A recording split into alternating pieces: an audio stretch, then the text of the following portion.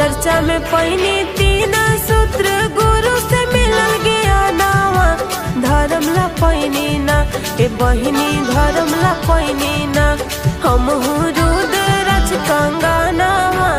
धर्म ला पैनी ना हमहु रुद्राक्ष कंगनवा धर्म ला पैनी ना चर्चा में पैनी तीन सूत्र गुरु से मिलल ज्ञानवा धर्म ला पैनी ना हाँ हाँ धर्म ला पैनी ना बहिनी रुद्राक्ष कंगनवा धर्म ला पैनी ना बहिनी रुद्राक्ष कंगनवा धर्म ला पैनी ना।